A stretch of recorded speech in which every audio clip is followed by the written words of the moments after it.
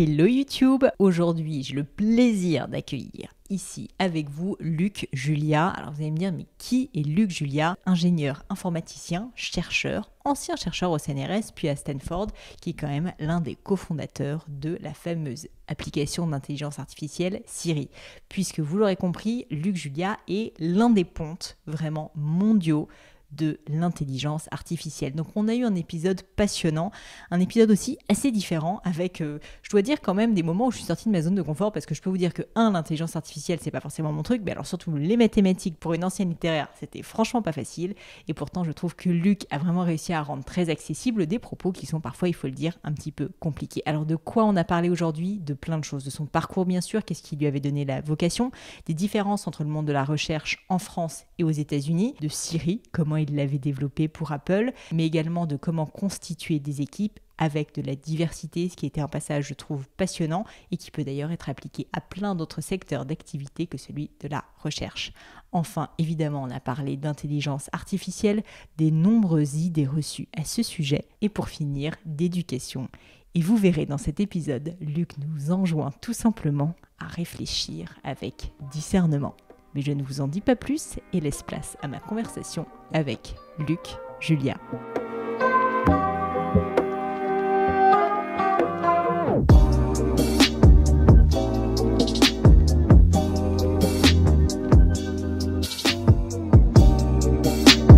Je hais l'administratif. Oui, moi aussi. Et comme moi, à peu près tous les entrepreneurs que j'ai pu croiser dans ma vie d'ailleurs. C'est pourquoi je suis ravie de vous présenter mon sponsor, Conto. Q-O-N-T-O. Avec Conto, fini les formalités à rallonge, vous lancez votre société, il s'occupe des formalités. Statut, publication de l'annonce légale, création de votre micro-entreprise ou SAS, tout ce qu'on déteste. En 2 temps 3 mouvements, c'est fait. Et vous, pendant ce temps, vous pouvez vous concentrer sur ce qui compte vraiment. Quand j'ai créé Gemio, Conto n'existait pas. Et après avoir galéré des heures sur une plateforme soi-disant géniale qui buguait tout le temps dans tous les sens, vous savez de quoi je parle, j'ai dû aller déposer mon dossier en physique au greffe de Paris. Quelle perte de temps! Chers amis, ne faites pas comme moi à l'époque et profitez de leur offre tout spécialement pensée pour les entrepreneurs ou indépendants. Conto vous gère gratuitement votre création d'entreprise. Seuls les frais légaux restent à votre charge. Une fois votre entreprise créée, vous avez également 3 mois de compte pro offerts avec le code Pauline 2025. Bonjour Luc. Bonjour Pauline. Je suis ravie de vous accueillir. Plaisir. Merci d'être venu sur le podcast. J'ai une question très compliquée pour commencer, puisque j'aimerais commencer par comprendre d'où vous venez, où vous êtes né, où est-ce que vous avez grandi. En bref, avoir un petit background check, comme disent nos amis américains, sur un peu votre enfance, pour qu'on comprenne un petit peu plus d'où vous venez. C'était il y a longtemps déjà, mais je viens de Toulouse, donc je suis toulousain. J'ai vécu la première partie de ma vie là-bas et je suis rapidement venu à Paris pour faire mes études et je suis après ça parti très rapidement aussi aux États-Unis où je suis depuis maintenant 27 ans. C'est ce que j'ai lu sur vous parce que vous voyez, j'ai pas mal de papiers devant moi parce que j'ai fait beaucoup de recherches sur vous et alors j'ai vu que vous étiez effectivement très tôt parti aux US, ce qui était quand même... pas fréquent, je pense, à l'époque. Et je voulais vous demander, qu'est-ce qui a fait justement que vous quittiez la France aussi jeune pour partir aux États-Unis à une époque où franchement ça se faisait quand même beaucoup moins que maintenant? À l'âge de 5 ans, je disais à mes parents que je voulais être chercheur au CNRS. D'accord. Donc j'ai réussi à rentrer au CNRS. Mais je suis désolée, Luc, je suis obligée de vous interrompre. Pourquoi vous saviez que vous vouliez être ingénieur? Ça, c'est compliqué comme question. Oui. Certainement parce que mes parents étaient enseignants et quelque part dans la maison, j'avais entendu parler de CNRS et donc j'avais décidé que je voulais être chercheur au CNRS. Parce que c'est pas commun quand même à 5 ans de se dire que... Non, mais bon, j'espère que je suis pas commun. Non. Donc voilà, c'était mon rêve depuis tout petit, on va dire. Et donc, quand je suis rentré au CNRS, ça a été la plus grande désillusion de ma vie, je pense, parce que c'était pas du tout ce que j'avais fantasmé depuis, on va dire, une petite vingtaine d'années. Quelles étaient les différences? Différence essentielle, c'était un manque total de coopération entre les différents labos. parce que bon, on va peut-être en parler plus tard. Mon dada, c'est la coopération, la collaboration avec les gens, des gens différents, des gens qui font des choses ensemble, incroyables, et trouver quelque chose. Quand on est chercheur, on essaye de trouver quelque chose. On fait pas tout seul. Et donc, quand je me suis aperçu dans le labo qui était tout près d'ici, d'ailleurs, dans lequel j'étais, qu'on m'a raconté qu'il fallait surtout pas que je coopère avec un autre labo qui était pas loin non plus, ça m'a un peu déçu et je suis parti. Pourquoi ? Parce que je vous pouvais. Avez dit qu'il fallait pas que vous coopériez avec un autre labo, carrément. Ouais, c'était des histoires de budget, des trucs que je comprenais pas de toute façon, étant idéaliste aussi à l'époque. Et donc, on m'a dit, il faut pas que tu coopères avec eux, sinon ils auront plus de sous que nous au prochain budget et c'est pas bien. Voilà. Donc, ça m'a déçu dans mon idéal de la recherche qui était cette coopération, et surtout qu'il y avait, pendant que je faisais ma thèse, il y avait un gars qui faisait un truc très très similaire à ce que moi je faisais, et on trouvait que travailler ensemble c'était plutôt une bonne idée au lieu de se tirer la bourre. Et voilà, donc ça l'a pas fait, et étant donné que je suis un peu impulsif, j'ai décidé de me casser, et je me suis cassé. Vous vous cassez dans la Silicon Valley? Non, je pars d'abord au MIT à Boston, donc, parce que je peux, parce que bon, pendant ma thèse justement, j'avais un peu fait eu des relations avec plein de gens, et donc MIT, pour quelqu'un qui faisait des sciences comme moi et qui faisait de l'intelligence artificielle, de computer science, comme on dit là-bas. C'était un peu normal, c'était un peu un rêve. Donc, je suis parti à Boston. Et puis, je suis pas resté très très longtemps. Parce qu'à Boston, contrairement à Toulouse, il fait un peu frais. Surtout après le mois d'octobre. Et du mois de juin au mois d'octobre, c'était chouette. Mais après, trop froid. Et là, parce que aussi je suis parti en Californie. Et là, il fait meilleur. Et je vois d'ailleurs que vous avez une très belle chemise. Et je crois savoir que vous êtes fan en plus de chemises hawaïennes. Oui, j'ai une seule marque, je ne vais pas la citer, mais je ne porte qu'une seule marque de chemise. Et je ne porte que des chemises hawaïennes depuis une vingtaine d'années, oui. Mais des vintage ou des... Des vrais de chez Hawaï. Et qui sont, encore une fois, je ne dirais pas la marque, mais c'est une marque hawaïenne qui est très connue pour les gens qui aiment les chemises hawaïennes. Très bien. Et vous avez découvert ça certainement aux États-Unis? Oui, bien sûr, c'était il y a 20 ans à peu près. Alors, quand vous arrivez justement dans la deuxième partie de ce voyage aux États-Unis, vous commencez à travailler, je crois, en labo, si je me trompe pas. Et là, vous me dites, j'ai lu que vous aviez trouvé l'expérience complètement différente justement de ce que vous aviez pu vivre en France. En quoi était-ce différent? Justement, coopération. Donc la Silicon Valley, puisque c'est ce dont on parle, Stanford, c'est en plein milieu de la Silicon Valley. La Silicon Valley, c'est un endroit justement de coopération, un endroit extraordinaire. Alors bon, on peut raconter beaucoup de bêtises sur la Silicon Valley, mais il se trouve que c'est un esprit qui est pour moi l'esprit de la ruée vers l'or des années 1850. Donc on est encore bloqué 150 ans en arrière. Et donc c'est quoi cet esprit? C'est la ruée vers l'or. C'est quoi? C'est des gens différents qui viennent de plein d'endroits différents. Donc multiculturalisme, vraiment très très poussé, qui viennent dans un seul but, trouver des pépites. D'accord. Donc à l'époque c'était des pépites d'or. Aujourd'hui c'est des pépites software ou hardware.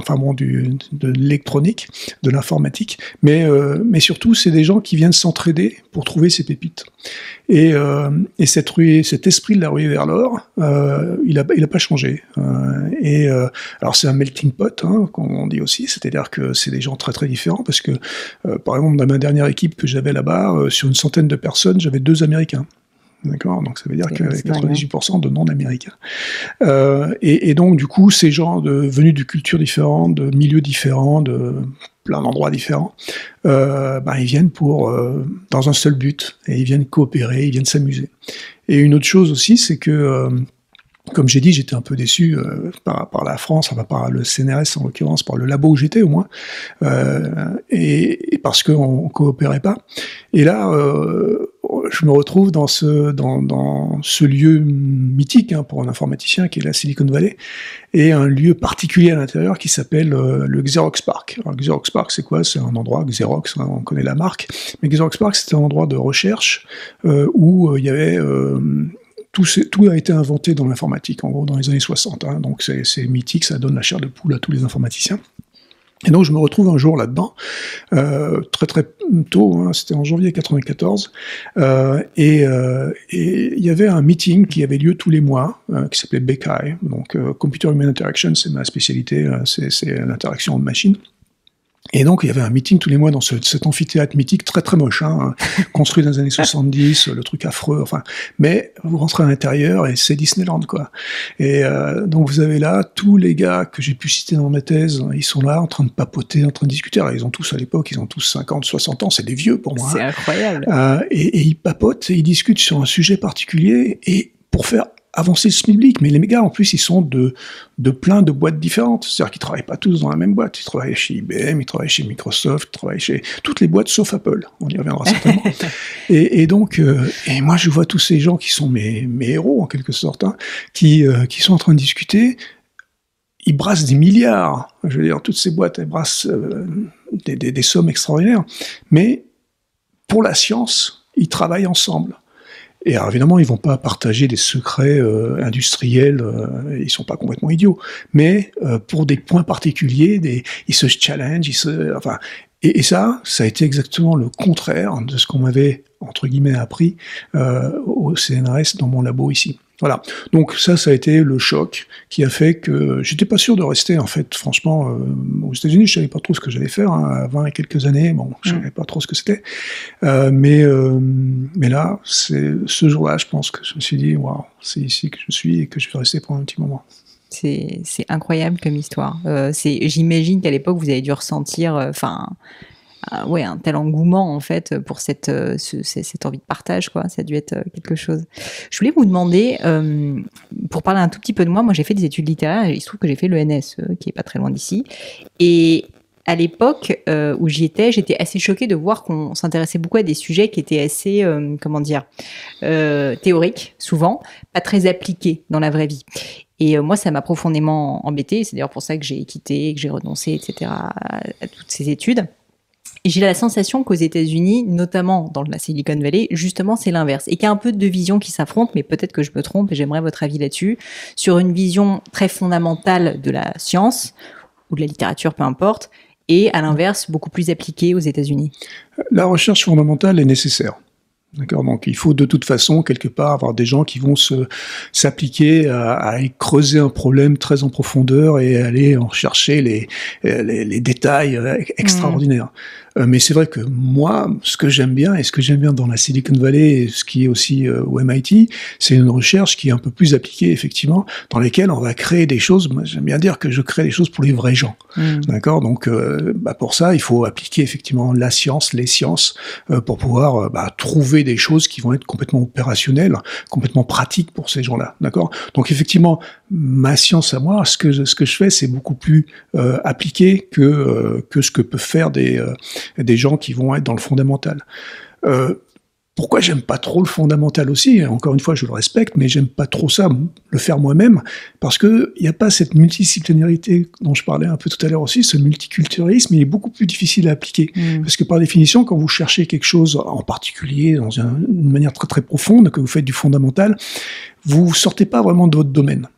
Ce qui m'intéresse, moi, dans la recherche et dans les gens et dans ce qu'on fait en général avec ces gens-là, c'est que ces gens sont différents et c'est avec des regards, des prismes différents qu'on arrive à faire des choses qui sont pas normales, enfin, qui sont justement différentes, qui pour moi sont les vraies découvertes. Parce que c'est super compliqué, c'est super difficile de trouver des choses, d'accord? Mais quand vous mettez des gens dans ce que j'appelle des situations d'inconfort, vous les mettez en face de problèmes qui ne sont pas habituels pour eux, mais qu'ils regardent avec leurs yeux, avec leur propre science, qu'ils masterisent, je sais pas si on dit ça, mais qu'ils peuvent facilement expliquer, ils vont avoir un autre regard qui va faire qu'on va certainement découvrir cette science d'une autre façon. Et c'est ça qui va créer, qui va nous faire inventer quelque chose.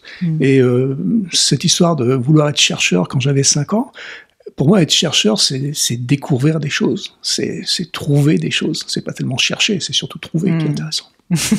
Ça, j'aime bien.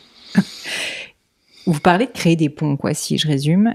Et est-ce que vous auriez un exemple qui vous aurait marqué, qu'on puisse comprendre, notamment pour quelqu'un comme moi qui est très très nul en maths, justement d'une situation où l'inconfort aurait créé quelque chose, aurait permis de trouver quelque chose? Alors, c'est pas l'inconfort dont je vous parlais de la multidisciplinarité, d'accord, et du fait que c'est un peu l'inconfort, en fait. Et ça date d'ici, en fait, ça date de France, avant que je parte, c'est pendant que je faisais ma thèse. Je faisais de la reconnaissance visuelle. J'essayais de comprendre comment on pouvait faire comprendre à un ordinateur comment comprendre les choses qu'il voyait. D'accord, bon, on s'en fiche, c'est pas très très important. Mais j'étais quand même c'est très scientifique, c'est des maths, effectivement, c'est ce qu'on appelle aujourd'hui de l'intelligence artificielle. Et donc je faisais ça, et ça faisait 2, 3, 4 ans que je faisais ça. Et un jour, je devais aller voir un pote à moi à la fac de Jussieu, et j'étais à l'heure, parce que je suis toujours à l'heure. Je confirme. Et lui, il est en retard. Et je me retrouve dans cette fac de Jussieu à attendre dans les bibliothèques, et devant une table sur laquelle il y a un bouquin sur la physiologie du chat. Alors la physiologie du chat, vous voyez, moi je n'ai strictement rien à faire. Je m'en fous, mais alors d'une manière absolument extraordinaire. D'une part, j'aime pas les chats, et d'autre part, la physiologie, je comprends rien et ça m'intéresse pas. Mais bon, je m'embêtais vraiment parce que je me mets à feuilleter ce bouquin, et en feuilletant comme ça, vers le milieu du bouquin, page 133, je trouve un article sur la vision du chat. Et je lis cet article sur la vision du chat et je me rends compte que le chat voit exactement à l'opposé de ce que nous, on voit. Nous, on voit du détail au gros et le chat voit du gros au détail. Alors ça n'a pas d'importance comme ça, on s'en fiche un peu. Sauf que pour mes algorithmes que j'essayais de créer depuis des années maintenant, je me suis rendu compte que j'essayais de faire comme nous on fait, c'est-à-dire du détail au gros.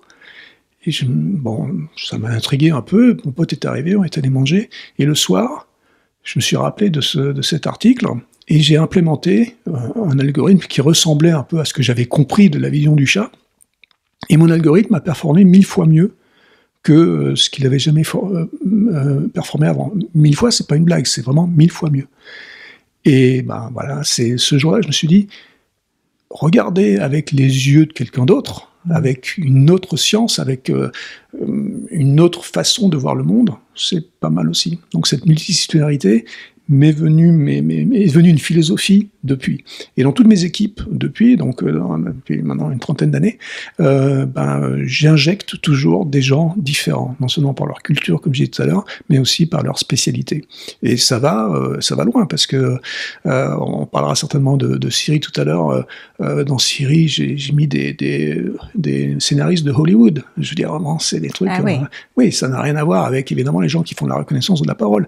Dans mes équipes initiales à Stanford, j'avais des psychologues au milieu de tous ces scientifiques qui étaient, je sais pas que les psychologues sont pas scientifiques, mais par rapport à ces informaticiens, on va dire, c'est très différent. Voilà, donc moi j'aime bien mélanger les genres, et c'est ça qui crée l'inconfort, mais c'est un confort qui crée du nouveau. Je trouve ça passionnant. J'aimerais beaucoup en parler parce que je pense que beaucoup de notamment créateurs d'entreprises, dirigeants d'entreprises auraient à bénéficier de ce type de conseils. On sait que la diversité, pas uniquement ethnique, est extrêmement importante. Comment vous faites concrètement ? Est-ce que vous pourriez prendre un exemple d'une équipe que vous avez créée ? Parce que c'est bien de se dire je veux de la diversité, mais après, trouver les bonnes personnes et faire en sorte surtout que ça marche, c'est très difficile. Ouais, oui et non. C'est-à-dire que quand vous mettez ça comme postulat au départ, et vous dites, les gars, c'est comme ça que ça va marcher. Pourquoi ? Parce que je sais. Et donc, vous amenez justement des sexes différents, des cultures différentes. Donc tout ça, on travaille sur un projet. On travaille sur des choses qui deviennent excitantes juste par la façon dont l'autre voit ce qu'on est en train de faire. Et franchement, j'ai jamais eu de problème, et d'ailleurs, ça s'est concrétisé dans les années qui sont suivies, parce que toutes les équipes que j'ai eues, et par exemple, la toute dernière équipe que j'ai eue en Californie, le manager principal de cette équipe, c'était un de mes stagiaires de 1998. D'accord ? Donc, j'ai toujours eu des gens qui sont venus et qui ont suivi tout le temps.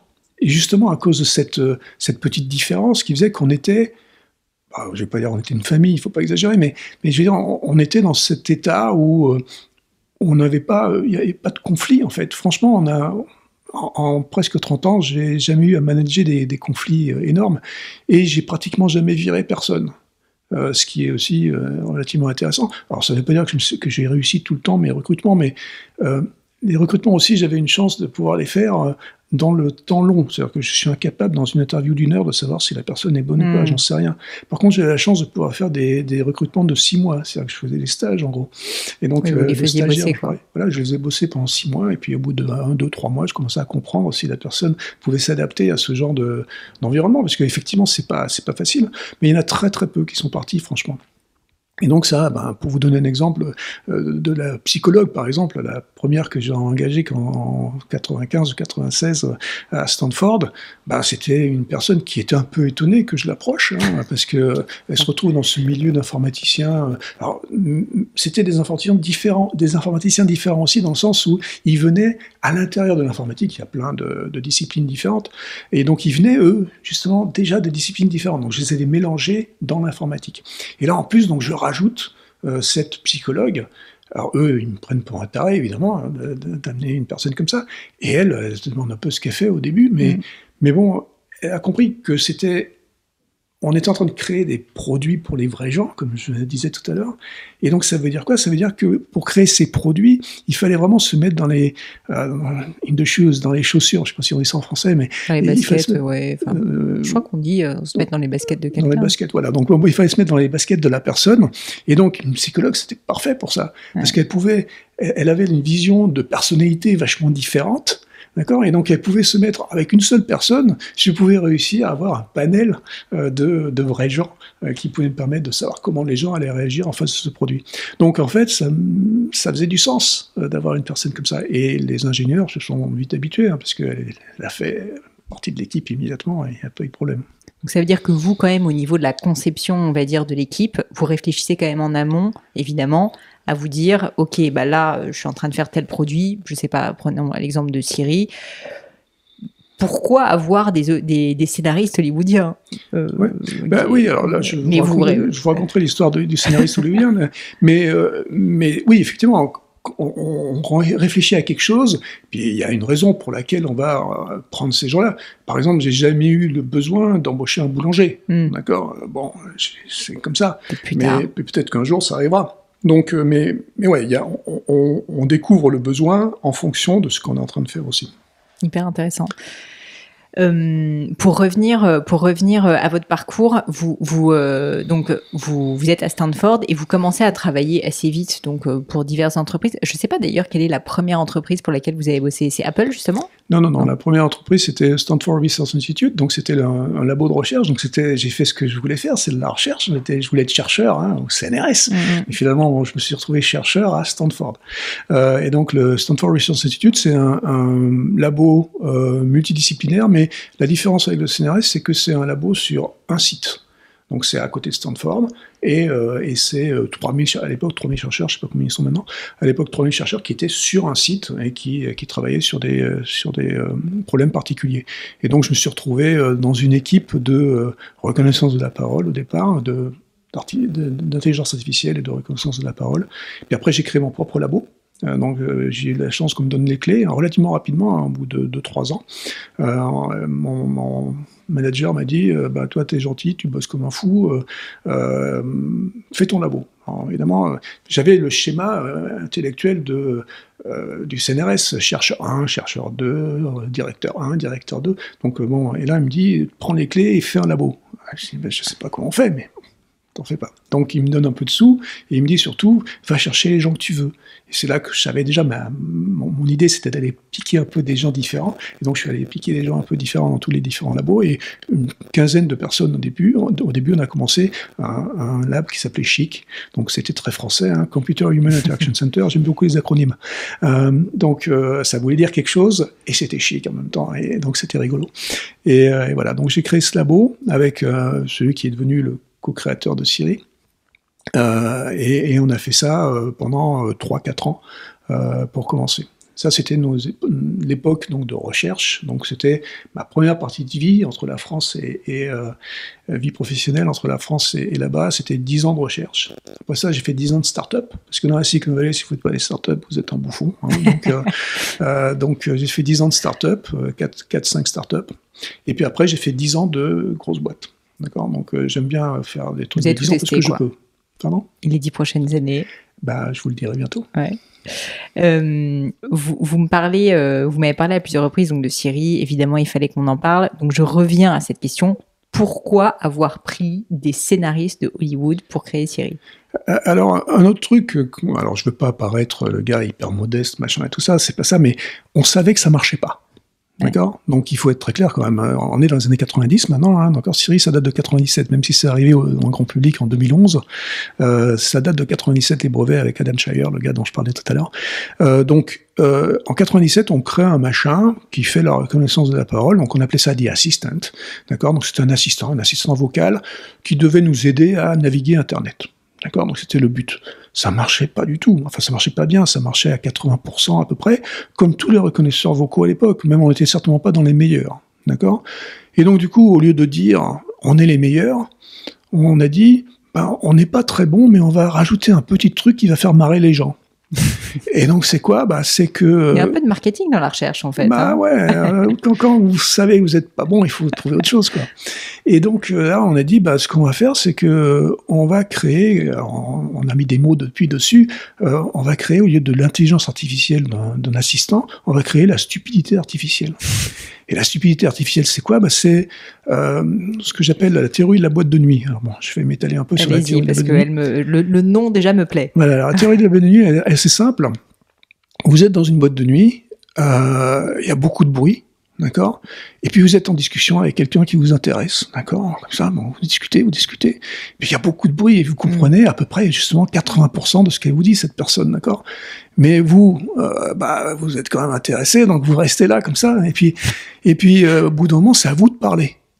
Et malheureusement, vous avez compris quand même 80% des trucs. Si vous avez 80% des mots dans un bouquin, il va vous manquer des trucs, hein. Ça fait des trous dans la page, hein. Ça fait une trentaine de mots par page qui manquent, c'est quand même beaucoup. Et donc du coup, là, c'est à vous de parler maintenant. C'est quoi ? Qu'est-ce qui se passe à ce moment-là ? À ce moment-là, la stupidité artificielle, ça donne ça donne... C'est ce que je fais là. Voilà. Et donc ça, on s'est dit, il y a quelque chose à faire là. Ça veut dire quoi ? Ça veut dire que cet assistant, quand il comprend pas ce qu'on veut lui dire, on va lui faire parler d'autre chose. Et pour ça, nous, on n'est pas assez intelligent, assez fort, assez créatif pour créer des situations. On va demander à des gens de Hollywood de faire ça. D'accord ? Et donc, on a demandé à des scénaristes de Hollywood de nous créer des situations. Quand Siri comprenait pas ce qui se passait, elle racontait des trucs absurdes. Voilà. Très, très drôle comme histoire. J'aimerais, Luc, s'il vous plaît, parler un petit peu plus d'intelligence artificielle pour les personnes qui, comme moi, ne sont pas ni des ingénieurs ni des informaticiens, comprendre ce que c'est. Parce que je pense qu'il y a aussi énormément d'idées reçues sur le sujet, et je sais que ça a d'ailleurs été le thème d'un de vos ouvrages. Est-ce que vous pourriez déjà, de base, m'expliquer, me donner un peu une définition de c'est quoi l'intelligence artificielle ? Je peux déjà vous dire ce que c'est pas. D'accord ? Parce que le bouquin dont vous parlez, il s'appelle « L'intelligence artificielle n'existe pas ». C'est parce que depuis une petite dizaine d'années, on nous rebat les oreilles avec l'intelligence artificielle. Tout le monde parle d'intelligence artificielle et personne ne sait de quoi il parle. Personne, sauf ces spécialistes d'intelligence artificielle. Mais on en parle de façon à ce que ça devienne un truc un peu fantastique, un truc qui fait peur ou un truc qui fait rêver. D'accord ? Et justement, on parle de l'intelligence artificielle comme un truc hollywoodien, en fait. Okay ? Et les médias, franchement, ont beaucoup plus de facilité à parler d'intelligence artificielle, de faire les gros titres de journaux avec l'intelligence artificielle de Hollywood que la vraie. Parce que l'intelligence artificielle de Hollywood, elle fait effectivement peur, elle va vous prendre votre boulot, elle va vous tuer, elle va vous... c'est Matrix, quoi. Incroyable, hein, Matrix, Terminator, Her, enfin tout ce que vous pouvez imaginer. La vraie, donc celle qu'on fait nous au quotidien, celle qu'on fait et qui existe aujourd'hui, d'abord c'est pas une intelligence artificielle qui serait unique et qui serait générique et générale, qui pourrait tout décider dans le monde. Les intelligences artificielles, ce ne sont que des outils. Et ce sont des outils qui sont très très très spécifiques et qui font des choses très très pointues, qui le font certainement mieux que vous, mais c'est la définition même de l'outil. Un marteau, il va planter le clou bien mieux que votre poing. D'accord ? Donc, ce ne sont que des outils qui font mieux des tâches spécifiques, mais très très spécifiques, mais comme le marteau, c'est vous qui tenez le manche. C'est-à-dire que c'est vous qui décidez comment utiliser ce machin. Donc, comme tous les outils, vous pouvez l'utiliser à bon escient pour planter le clou, ou à mauvais escient pour vous taper sur la tête. D'accord ? Donc, c'est ça. L'intelligence artificielle, c'est une boîte à outils avec plein d'outils, de plus en plus d'outils, qui sont très très forts, qui font les choses excellemment bien, mieux que nous, mais on en a le contrôle, et on en fait ce qu'on veut. Et si toutefois on en perd le contrôle, c'est parce qu'on l'a voulu. C'est parce qu'on l'a lâché le marteau. D'accord ? Donc, la vérité, c'est qu'il faut comprendre que ces intelligences artificielles, ces outils, ils sont basés aujourd'hui sur des mathématiques. Donc, c'est pas très sexy, hein, effectivement. Si vous mettez en titre de journaux l'intelligence artificielle, c'est des maths, c'est moins rigolo que de mettre l'intelligence artificielle va vous tuer. D'accord ? Mais c'est que des maths. Depuis 1956, ça a été inventé en 1956, c'était des maths, c'était à l'époque des statistiques, après c'est devenu de la logique, et après c'est redevenu des statistiques, mais c'est que des maths, c'est complètement embêtant. N'importe qui maintenant peut faire de l'intelligence artificielle, et justement c'est un des problèmes aussi, c'est que c'est trop facile à faire, mais ça on peut y revenir, ça amène d'autres problèmes. Mais c'est des maths, c'est des outils mathématiques pour réaliser des tâches qui sont des tâches très très très spécifiques, mais ils les font excessivement bien. Probablement, voilà, plus rapidement, plus précisément que l'homme. Et alors, pourquoi est-ce que, comme vous le disiez très justement, il y a autant de mythes autour de l'intelligence artificielle ? Pourquoi est-ce que des personnes, parfois, sincèrement, très intelligentes et éduquées, en fait, en ont peur et disent l'intelligence artificielle, c'est un démon, on ne va pas réussir à la contrôler. Ouais. Alors, ils sont éduqués, mais ils ne sont pas éduqués en intelligence artificielle, ceux-là. D'accord ? Donc là, il y a des noms, en particulier, des gens qui ont des choses comme ça. Alors, il y a Elon Musk, ça c'est un cas particulier, on peut en parler plus tard. Mais sinon, il y a des gens comme Stephen Hawking, par exemple, qui étaient effectivement... On se dit quand même qu'ils ne sont pas débiles, quoi. Oui, qui étaient effectivement pas débiles du tout, certainement un des plus grands scientifiques de la Terre, que la Terre ait pu porter, mais malheureusement, il ne savait pas ce que c'était que l'intelligence artificielle. Donc il s'est certainement fait un peu influencer par d'autres personnes qui lui ont dit qu'il y avait ça. Donc je ne pense pas qu'il avait fait ses recherches personnellement. Des gens comme, comment s'appelle-t-il, le fondateur de Microsoft, Bill Gates. Bill Gates a dit aussi l'intelligence artificielle est un démon. Mais relativement rapidement, quand il a commencé à comprendre ce que c'était, donc il avait parlé sans avoir tourné la langue cette fois dans sa bouche. Même lui, il fait cette erreur. Même lui, il l'a fait, oui. Mais après, il est revenu dessus en disant non, c'est bon. Alors, un gars comme Musk, là, c'est un cas particulier. Donc, Musk, c'est un timbré. D'accord ? Il est fou, comme la plupart des gens qui font des trucs géniaux. Donc, mais il est fou égocentriste. D'accord ? Et donc, tout ce qui l'intéresse, c'est de parler de lui. Donc, il va parler essentiellement de l'intelligence artificielle juste pour faire mousser soit ses compagnies, soit lui-même. Bon, c'est pas tellement intéressant, parce que du coup, il dit n'importe quoi. Alors, il dit vraiment n'importe quoi sur l'intelligence artificielle. Il a des boîtes extraordinaires, il fait des trucs extraordinaires, c'est un visionnaire de produits, mais c'est pas un gars qui fait de l'intelligence artificielle. Quand il fait de l'intelligence artificielle, quand il dit qu'il fait de l'intelligence artificielle, il l'a fait pour lui-même, donc pour pouvoir dire qu'il est lui-même. Voilà. Donc pour vous, et c'est pas pour vous, je pense que vous êtes la meilleure personne pour en parler, mais en gros, la crainte qu'ont beaucoup de personnes que l'intelligence artificielle nous dépasse et que les machines, c'est parce que c'est ça finalement, à un moment donné, on en perd le contrôle et qu'elles commencent à agir, donc c'est vraiment le scénario catastrophe Matrix, ce scénario en fait n'est pas possible. Il est absolument pas possible, donc on tient le manche du marteau, comme je disais, d'accord ? Alors on peut avoir des gens qui tiennent le manche du marteau et mettre sous leur joue d'autres gens qui n'ont pas le manche du marteau. Ouais. Et comment ça se fait ? Ça se fait par le manque d'éducation. D'accord ? La clé de tout ça, c'est l'éducation. D'accord ? À la fin, et c'est pour ça que moi je parle souvent, je parle beaucoup d'intelligence artificielle, c'est pour ça que j'ai écrit ce bouquin aussi, c'est pour que les gens puissent se rendre compte que ce que c'est vraiment, s'éduquer dessus, et donc après on peut pas leur raconter n'importe quoi, d'accord ? Les fake news, les machins, tout ça, c'est facile, on raconte beaucoup de choses sur n'importe quoi et sur beaucoup de choses, d'accord ? Donc on le sait aujourd'hui avec d'autres exemples, mais sur l'IA en l'occurrence, il y a quelques personnes, Yann Lequin, qui est un spécialiste de l'intelligence artificielle, un autre français qui est très très fort, il vous dira à peu près la même chose que moi, d'accord ? Donc, il y a des différences d'appréciation chez ces scientifiques, mais en gros, on dit tous la même chose. Okay ? Les gens qui n'en font pas, eux, c'est ceux qui ne sont pas éduqués sur le sujet. Nous, on essaie d'éduquer les masses, d'éduquer tout le monde, pour que tout le monde puisse se faire sa propre opinion, et puisse se dire, finalement, c'est qu'un marteau, et j'en tiens le manche et j'en fais ce que je veux. Mais vous pouvez tenir le manche seulement si vous comprenez comment ça marche le truc. J'avais une autre question par rapport à votre livre et à toutes ces idées reçues finalement sur l'intelligence artificielle. Là, on a parlé des idées reçues, on va dire négatives, mais il y en a aussi peut-être des positives, des trop positives. Et notamment, vous l'avez évoqué un peu en filigrane, il y a quand même une espèce de mode total autour de l'intelligence artificielle où on en bouffe à boire et à manger dans les médias et sincèrement, on n'en peut plus. Alors que je pense qu'il n'y a que le mot intelligence artificielle qui est de l'intelligence artificielle dans cette histoire. Est-ce que vous pourriez justement peut-être évoquer une autre idée reçue qui vous chagrine particulièrement et que c'est l'opportunité parfaite pour éduquer nos auditeurs? Donc, je ne sais pas si c'est du parfait, mais en tout cas, dans ce qu'on voit, dans ce qu'on dit sur l'intelligence artificielle, on dit l'intelligence artificielle va remplacer des métiers, va remplacer des gens qui font des trucs, et donc ça va amener du chômage, blablabla. D'accord ? Alors c'est peut-être négatif ou positif, ça dépend de quel côté on le voit, mais en général, et depuis longtemps, en fait, ces outils dont je parle, ils viennent remplacer des tâches qui sont des tâches répétitives, qui sont pas tellement agréables, etc. Mais aujourd'hui, quand on regarde un peu ces intelligences artificielles, la façon dont elles sont utilisées, elles remplacent des tâches, elles remplacent pas des métiers. D'accord ? Donc déjà, il faut comprendre ça. Donc, il se trouve qu'il y a certains métiers où toutes les tâches pourraient être remplacées. D'accord ? Est-ce que c'est mauvais ou bon de remplacer des tâches répétitives, fatigantes, qui font mal au dos, aux pieds, etc.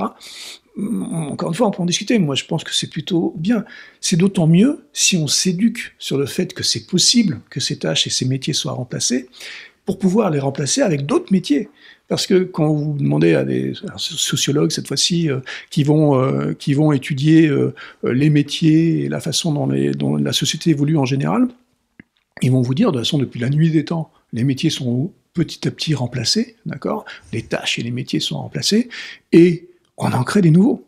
Et en particulier, il y a une étude d'Harvard assez récente qui dit qu'en 2035, donc pas dans très longtemps, il y aura certainement 80% des métiers de 2035 qui n'existent pas aujourd'hui. Bien sûr. D'accord ? Donc, et quand on réfléchit, il y a plein d'exemples. Alors, il y en a un que je vais vous donner tout de suite, qui est un exemple qu'on va tous comprendre, qui est l'exemple des guichetiers dans les banques, qui dans les années 90 ont commencé à se faire remplacer par les machines, les DAB, les distributeurs automatiques de billets. Okay ? Les syndicats avaient dit, oh là là, il ne va plus y avoir de guichetiers dans les banques. On va tous les remplacer, et il va y avoir 25% de guichetiers en moins dans 10 ans. Ça a mis effectivement 10 ans à se dérouler, d'accord ? Donc, on a eu dans toutes les banques des distributeurs automatiques de billets. 2000, donc 1990-2000, plus 3% de guichetiers dans les banques. Pourquoi ? Ça n'a aucun sens. La logique aurait pu faire croire qu'effectivement, les guichetiers allaient être remplacés, puisqu'on mettait des DAB. Bah ouais, mais le problème, c'est que la banque a changé aussi pendant ces 10 ans.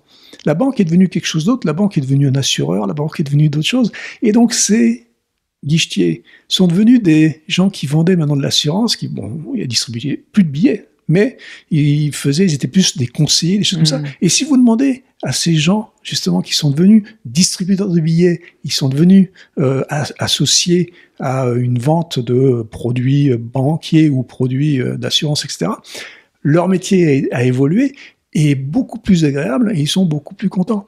Donc, il y a une évolution des métiers depuis la nuit des temps, tout le temps, d'accord, sans forcément qu'on le comprenne et qu'on le voit et qu'on puisse l'anticiper, mais de plus en plus, on est aussi capable d'anticiper par l'éducation, en sachant ce que peuvent faire ces robots de plus en plus. Et donc, on va pouvoir dire, tiens, on sait que là, ça va être un peu compliqué, donc on va essayer d'éduquer ces gens-là pour essayer d'aller vers quelque chose d'autre, parce que ce quelque chose d'autre va exister. Donc Schumpeter avait raison. Oui, à la fin, c'est... Comme toujours. Ouais. Je voulais parler d'engagement avec vous pour l'éducation, parce que j'ai l'impression que c'est un sujet qui vous tient à cœur, et je voulais savoir pourquoi. Parce que ce que je trouve intéressant, c'est que finalement, vous avez quitté la France, vous êtes allé aux États-Unis. On pourrait penser que vous avez un petit... vous n'êtes pas très content avec la France, et puis pourtant, vous êtes là avec moi aujourd'hui, vous parlez en fait de ces sujets, vous avez écrit un livre, enfin bref, vous donnez quoi. Donc j'aimerais comprendre pourquoi est-ce que vous faites tout ça ? Bon, effectivement, l'éducation, pour moi, c'est super important, parce que je veux que les gens comprennent qu'ils arrêtent de dire n'importe quoi, je veux qu'on arrête de dire n'importe quoi sur tous les sujets, quels qu'ils soient, et se former essayer d'avoir sa propre opinion plutôt que d'écouter n'importe quel débile qui raconte n'importe quoi. Donc ça, pour moi, c'est ça l'éducation. Donc essayer de faire en sorte. Donc c'est important. Ça vient certainement du fait que, comme j'ai dit tout à l'heure, mes parents étaient enseignants et c'est peut-être dans mes gènes. Mais à la fin, j'adore ce pays. Hein. Je viens en France depuis plus de 20 ans. Je viens en France tous les mois. Donc je viens quand même souvent. Parce que je sais que quelque part, je dois beaucoup à ce pays, quoi. Je dois tout. Hein. Mon éducation, je l'ai faite ici. Et cette éducation, justement, sur laquelle on crache, hein, on adore cracher sur nous-mêmes, de toute façon, on adore ça ici en France, cette éducation, elle est quand même extraordinaire. Alors, il y a plein de côtés négatifs, on laisse certainement beaucoup trop de gens sur le bord de la route, on n'est pas assez inclusif et tout ça, mais les gens qu'on forme, quand on les forme bien, ils sont extraordinaires. Et je le dis, et j'ai aucune honte de le dire, et je le dis partout dans le monde, à n'importe qui, nous avons, ici en France, les meilleurs ingénieurs du monde. On a les meilleurs mathématiciens du monde. Point. C'est comme ça. Et ça, pas depuis hier, ça fait 300 ans. Depuis le siècle des Lumières, on est les meilleurs. C'est tout. Ça fait du bien quand même, un peu de le dire. Mais il faut le dire, hein, au lieu de se flageller en permanence et se dire tout le temps qu'on est nul, que machin, que truc. On est les meilleurs. Maintenant, il faut qu'on en prenne conscience et il faut qu'on le dise et qu'on le répète. D'accord ? Exemple simple, encore une fois, puisque j'aime bien les exemples, j'aime bien les chiffres. On est 0,8% de la population, d'accord, mondiale. La France. La France. Et on a le plus de médailles Fields du monde. Médailles Fields est équivalent prix Nobel de mathématiques. Okay, bon, c'est pas tout à fait vrai. En littérature, on n'est pas mauvais aussi. Hein. Oui, en littérature, on est pas mal. Donc, en fait, mais ce que je veux dire, c'est ça. Notre peuple éduqué est très fort. Ouais. On est les meilleurs. Donc, il faut se le dire. On répète. Alors bon, il faut pas. On est un peu arrogant des fois aussi, hein, mais bon, ça nous fait pas assez, je trouve. Il faut qu'on soit un peu plus. Il faut qu'on soit arrogant au bon endroit, je pense. Mais voilà. Donc, on a une éducation fabuleuse. On laisse trop de monde sur le bord de la route. Les gens qu'on laisse sur le bord de la route, c'est ceux-là qui, en général, sont fragiles et vont écouter ces théories du complot, ces trucs ridicules, enfin tout ce qu'on peut entendre sur les vaccins ou sur l'intelligence artificielle. Donc c'est ces personnes-là qu'il faut remettre dans le chemin de l'éducation. Et pour le faire, il faut le faire. Alors, le faire avec des bouquins, c'est compliqué parce qu'ils lisent pas des bouquins, ces gens-là, d'accord. Donc, le faire avec des conférences, en allant les voir, en essayant de les toucher comme ça, avec des exemples simples, hein, comme mon bouquin, c'est pas la littérature, hein, je peux vous dire, c'est vraiment tout simple, mais c'est des exemples, beaucoup d'exemples. Et donc expliquer par l'exemple et expliquer que finalement, c'est pas si compliqué que ça. Ça a l'air, mais ça n'est pas. Vous avez réussi à faire changer d'opinion certaines personnes ? Ah oui, plein. Alors, je peux vous dire un truc. Bon, je fais des dizaines et des dizaines de conférences par an, hein, bon, pas à chaque fois, mais très très souvent, à la fin du discours, les gens viennent me voir et me disent « Ah là, j'avais cette vision de, justement, cette intelligence artificielle omnipotente qui allait nous tuer ou qui allait faire des trucs géniaux. Merci, vous m'avez expliqué, maintenant je comprends mieux ce que c'est. » Donc évidemment, oui, mais encore une fois, c'est pas en une heure, vous pouvez retourner plein de gens. C'est même pas les retourner, c'est juste les tourner vers la lumière. Et alors aujourd'hui, au-delà des conférences, etc., en fait, donc d'après ce que je comprends, vous avez voulu vous investir, notamment via des fondations, et ça s'adresse plutôt à des personnes en fait que vous souhaitez aider à éduquer dans des domaines informatiques, ou c'est vraiment beaucoup plus général que ça ? C'est général, comme je parlais tout à l'heure des vaccins. Je pense qu'il faut juste apprendre aux gens à apprendre aux gens à savoir qu'ils sont pas idiots. Et qu'ils peuvent réfléchir par eux-mêmes et qu'ils ont des possibilités de juste écouter, faire la part des choses et donc du coup d'être indépendants dans leur réflexion au lieu d'aller écouter n'importe quel débile qui est là pour son propre intérêt en général. Avoir une liberté de penser. Et ça, vous pensez que vous-même, vous l'avez... Enfin, c'est vrai que je vois un lien énorme entre la recherche, le fait que finalement vous êtes obligé de vérifier des sources, aller creuser, et c'est un exercice qu'on fait plus tant que ça, même à l'école. Il y a beaucoup d'apprentissage par cœur, qui veut dire qu'on apprend des choses et qu'on les prend pour acquises. Ouais, moi j'ai appris des choses que je prends pour acquises. Napoléon, il est bien. Mais oui, évidemment, après, oui, on peut toujours, en fonction des domaines, être plus ou moins à l'aise et plus ou moins poussé vers des croyances. Bon, après, ça m'est à la limite égale. Si dans d'autres domaines que je trouve importants, les gens vont aller creuser par eux-mêmes. Et alors, dans le cadre de ces fondations, est-ce que vous pourriez nous parler un petit peu des actions qui peuvent être mises en place pour qu'on visualise ? En fait, moi je fais, j'ai pas de choses particulières que je peux pointer parce que j'essaye d'amener ce que je peux à plein de gens comme je peux. Par exemple, avec le bouquin, les proceedings, comment ça s'appelle les recettes. Les recettes, merci, sont versées à ces fondations. Voilà, donc c'est elles qui savent quelles sont les actions à mener, elles savent comment faire en sorte de toucher le maximum de gens et tout ça. Moi, je suis pas un spécialiste de ça non plus. Quand elles me demandent d'aller faire des conférences, des choses comme ça je sais faire, je peux faire. Des choses qu'elles font très bien, je peux pas le faire, mais on va les aider avec des moyens sonnants et trébuchants. Si on revient un petit peu au métier intelligence artificielle et à tout ce que vous faites au quotidien, donc vous avez dit que vous avez bossé pour des startups, vous avez bossé pour des grands groupes, là je sais que vous travaillez plutôt pour des grands groupes actuellement. C'est quoi pour vous, enfin c'est quoi en ce moment vos chevals de bataille ? Je sais pas si on dit des chevaux de bataille. Des chevaux, ouais. Voilà, je ne sais pas. On va avoir un auditeur qui nous le dira certainement, mais en gros c'est quoi vos marottes du moment, les choses qui vous plaisent, que vous kiffez, sur lesquelles vous avez envie de bosser ? Ouais. Comme je disais tout à l'heure, moi j'aime bien faire des trucs pour les vrais gens, d'accord ? Et aujourd'hui, il y a 3 domaines qui m'intéressent en particulier, à cause des constats de où va la population et comment ça se passe avec notre relation avec la Terre et les choses comme ça. D'accord ? Donc les 3 choses qui m'intéressent aujourd'hui, c'est le transport. Le transport, ça m'intéresse parce que la population est vieillissante, donc c'est de plus en plus compliqué d'aller d'un point A à un point B. Aérien en particulier ou transport non, en général, et transport plutôt qui va faire en sorte qu'on fasse attention à comment on se transporte de ce point A à ce point B, d'accord, sachant que nos ressources sont limitées, et donc il faut faire un peu attention. Donc sans être tombé dans le greenwashing, pardon. Et qu'on est de plus en plus nombreux. On est 7 milliards et demi, donc c'est beaucoup, on sera 10 milliards dans quelques années, donc c'est compliqué.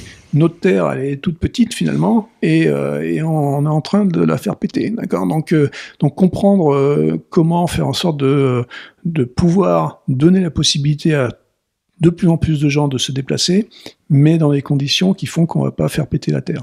D'accord ? Donc ça, c'est un truc intéressant, compliqué, mais intéressant. Alors, je fais pas du greenwashing, c'est juste que je veux comprendre un peu comment vont marcher ces interactions. Deuxième chose qui m'intéresse énormément, c'est la médecine. D'accord ? Donc, même façon, on a vu que grâce à la médecine, dans les années qui viennent de s'écouler, les 50, 60, 100 ans qui viennent de s'écouler, les gens vivent de mieux en mieux. Alors je cherche pas l'immortalité, moi, je suis pas comme d'autres débiles comme Musk. Je pense pas que l'immortalité soit humaine, donc ça sert à rien. Mais par contre, je veux que les gens se sentent le mieux possible. Quand je dis que je fais des trucs pour les vrais gens, ils ont des problèmes de temps en temps. Donc grâce à l'intelligence artificielle, grâce à ces technologies sur lesquelles je travaille depuis des années, il y a des possibilités extraordinaires. On en a montré déjà plein, par exemple l'imagerie médicale. Aujourd'hui, on peut trouver un cancer du sein dans une imagerie médicale d'une manière beaucoup mieux que ce qu'on pouvait faire, que pouvaient faire les médecins eux-mêmes. Ça ne veut pas dire qu'ils sont remplacés là, ça veut dire qu'ils sont aidés par cet outil. D'accord ?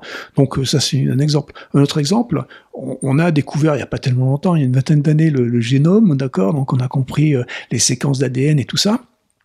Il se trouve que c'est des statistiques, ça. Statistiques, c'est des mathématiques. Les mathématiques, c'est de l'IA, d'accord ? Donc il y a un champ statistique extraordinaire d'application pour l'intelligence artificielle dans l'ADN.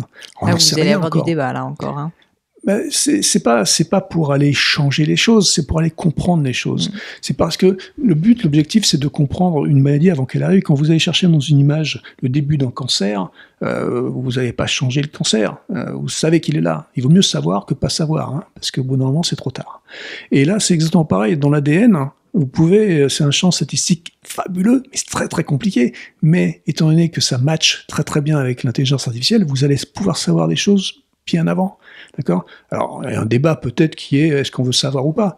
Mais enfin, moi, je peux vous dire, avec mon histoire personnelle, je veux savoir. Mais bon, ça, c'est une autre chose.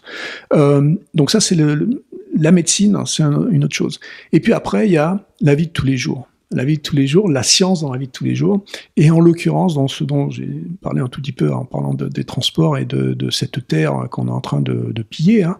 Donc, comprendre comment la science, comment l'intelligence artificielle, en l'occurrence, donc mon domaine, peut aider à faire en sorte qu'on n'aille pas forcément dans le mur vers lequel on se précipite en ce moment, mais aussi être complètement réaliste du fait que cette intelligence artificielle elle-même contribue à aller dans le mur. Parce que les ressources qu'on utilise aujourd'hui en intelligence artificielle, j'ai dit une phrase tout à l'heure qui est importante, c'est que tout le monde peut faire de l'intelligence artificielle maintenant. Et c'est un problème, parce que comme tout le monde peut en faire, on en fait pour tout et n'importe quoi. Alors, pour trouver un cancer dans une imagerie médicale, moi je suis à fond. Le faire pour jouer au dernier jeu débile à la mode, je pense qu'il faut réglementer, il faut réguler. Et il faut que la société, donc nous éduquer, qu'on fasse remonter au régulateur les choses sur lesquelles on peut utiliser ces sciences, ces outils, ou pas. Parce que utiliser une intelligence artificielle, c'est utiliser beaucoup de ressources. Un data center, par exemple, qui va utiliser énormément de ressources électriques, d'accord ? Encore une fois, pour détecter un cancer, ça ne me dérange pas. Pour jouer à un jeu débile, ça me dérange. D'accord ? Mais il faut qu'on soit éduqué, qu'on comprenne qu'on utilise pour ça et pour ça, pour que le législateur, avec notre soutien, décide que on arrête de faire les trucs débiles. Ouais. Okay ? On concentre les ressources, les peu de ressources qui nous restent, on les concentre sur les choses intéressantes. Hyper intéressant. Je voulais rebondir sur la thématique des transports et de l'environnement et vous demander si vous pourriez donner un exemple de comment l'intelligence artificielle pourrait être utile. Ouais. Donc, c'est de l'optimisation. D'accord ? Donc, ce qu'il faut aujourd'hui, c'est que on sait, on va certainement dans les voitures, on se dirige vers les voitures électriques. D'accord ? Donc, c'est certainement très bien pour plein de raisons, pour les émissions, etc. Donc, émissions carbone et tout, ça va être super. Donc, ça, c'est plutôt une bonne nouvelle. Les voitures électriques, elles sont un peu moins pratiques, on va dire, que les voitures à essence. Parce que les voitures à essence, j'ai eu aucun problème d'aller recharger le machin à la pompe. Et recharger l'électricité, c'est un peu plus compliqué. Alors, certainement qu'on aura des pompes électriques aussi qui vont être aussi faciles à utiliser bientôt. Mais aujourd'hui, on se dit plutôt, essayons d'utiliser moins d'énergie. Même si on utilise cette nouvelle énergie qui est plus propre, utilisons moins. Donc, optimisons. Et pour optimiser, on va optimiser par exemple les chemins. Donc, faire en sorte de toujours prendre le meilleur chemin pour aller du point A au point B. Et donc, c'est ces intelligences artificielles qui vont dire en fonction du trafic, de la météo. Donc, il y a plein de facteurs qui vont faire qu'on peut optimiser. Et donc, c'est parce que c'est des trucs compliqués qui, nous, humains, nous seraient un peu trop compliqués parce qu'il y a trop de paramètres. Pour une intelligence artificielle, il n'y a jamais trop de paramètres.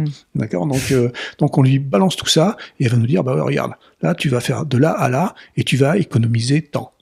Et ça, c'est bien. Pour terminer, Luc, j'ai un petit jeu à la fin, j'appelle ça le crible. C'est des questions un peu plus perso que j'aime bien poser. Et il y en a une que je voulais vous demander, c'est est-ce que vous avez vécu dans votre vie un grand échec ou un grand moment de doute, de difficulté dont vous pourriez nous parler, et surtout, si vous voulez, les enseignements que vous en avez tirés? L'échec, c'est ce dont j'ai parlé tout à fait au début. C'est-à-dire, c'était cette déception de voir ce que c'était que le CNRS quand j'en avais rêvé, de la façon dont j'en avais rêvé. Et ce que ça a fait pour moi, alors, je suis un ancien sportif de haut niveau, donc... Dans quel domaine ? Je faisais de l'athlétisme, lancer du disque, donc bon. D'accord. Mais ce que ça a fait pour moi, en fait, ça n'a fait que décupler ma niaque, parce que en tant que Toulousain aussi, je joue au rugby, et si vous voulez, ça n'a fait que me dire, on va pas rester comme un bouffon comme ça, à se lamenter dans le machin, et donc c'est là où l'impulsivité dont je parlais tout à l'heure en disant je suis un peu impulsif, donc je suis parti. Je suis parti. Et je suis parti loin, parce que je suis parti à Boston à l'époque, donc c'était loin, c'était un changement radical. Mais en même temps, c'était ce dont j'avais besoin pour montrer que ce que j'avais tracé, que je pensais avoir tracé pour moi, cette courbe idéale dans les études et tout ça pour arriver où je voulais arriver, finalement, c'était pas bon. Il fallait faire un vrai rebond, qui allait amener complètement ailleurs, dans un endroit complètement inconfortable, encore une fois. L'inconfort dont je parlais tout à l'heure, je le veux pour les autres, mais je le veux pour moi aussi. Donc en gros, si je paraphrase, mais c'est pour comprendre, vous avez appris à accepter en fait de tout remettre en cause, même si vous aviez cette déception. Et si je résume, et ça je veux dire que même pour moi c'est un super enseignement, c'est de se dire en fait c'est pas parce que j'ai été déçu que je vais me lamenter pendant des mois, c'est à moi d'agir et je me casse quoi. Et un truc qui est super important et que j'admire chez les Américains par rapport à nous Français, c'est la culture de l'échec. Parce que c'était un échec personnel, et cet échec personnel, au lieu de dire, ça y est, je suis nul, puis je suis nul à vie maintenant. C'était pas, en plus, c'était même pas vraiment un échec, au sens où vous avez rien raté. Mais oui, mais c'était un échec pour moi, parce que c'était mon idéal. Ça faisait presque 20 ans que je travaillais pour ça. D'accord? Donc, c'était quand même, donc c'est un échec. Mais maintenant, donc, quand je dis la différence entre nous, Français, on va dire, et les Américains, c'est que justement, cette culture de l'échec est super importante dans la Silicon Valley. Si vous créez une boîte, et que vous n'êtes pas planté avant, on va même pas vous écouter. Ici, si vous êtes planté avant et que vous créez une boîte, ils vont vous dire, non, toi Coco, c'est gentil, t'es marqué à vie, je te donne pas d'argent. D'accord? Donc c'est la culture de l'échec. L'échec fait partie de l'éducation. Et ça, c'est un truc que moi j'ai appris et que je respecte tout à fait. Je dis pas que je fais exprès de me planter, hein, mais je sais que quand je me trompe, en fait, c'est un moyen d'apprendre quelque chose de nouveau, d'accord? Et donc, cet échec de quand j'avais 20 et quelques années, il m'a appris en fait que je pouvais rebondir ailleurs. Et puis ça s'est pas trop mal passé après. Clairement. Si on revient juste sur ce sujet, le rebond, il a été rapide. Ça a mis du temps ou pas pour que vous preniez la décision de partir? C'est-à-dire que vous avez dit, à un moment, vous dites, ok, c'est pas fait pour moi, je pars. Fini, ouais. Ah oui, c'est fini, je suis parti, 15 jours. C'est ça aussi qui est assez fort quand même, c'est que c'est la rapidité de la décision et d'un tel changement de vie. Ouais, encore une fois, vous pouvez imaginer, 20, 22, 23 ans, je sais pas, ça avait rien. Donc c'est facile de rebondir là. Donc le faire à 50, c'est certainement plus compliqué. Sans doute. S'il y avait quelque chose à refaire dans votre vie, perso, pro, qu'est-ce que vous referiez différemment? C'est immodeste certainement de dire ça, mais je vois pas, moi je suis content. Vous avez raison. Donc je vois pas, franchement. Vous êtes plutôt quelqu'un d'optimiste? Ouais, fondamentalement. Ouais. Et quand vous avez quand même des coups de mou, vous faites quoi pour en sortir? Non, ça n'existe pas, ça, les coups de mou, c'est un truc. Non, il faut pas. Ça sert à quoi? Ça sert à rien. J'ai eu un invité une fois qui m'a dit le bonheur est une décision. Je trouvais ça pas mal. Ouais, je pense qu'il a raison. Ouais. Dernière question pour vous, Luc. Est-ce qu'il y a un livre, ça peut être autre chose, ça peut être un film, enfin un objet culturel, on va dire, qui vous a particulièrement marqué? Pourquoi? Une philosophie de vie, quoi? Alors, il y a un film, c'est un film débile. Hein, donc, mais c'est un film qui m'a marqué, qui est débile, parce que vous pouvez le regarder, en fait, à plusieurs degrés.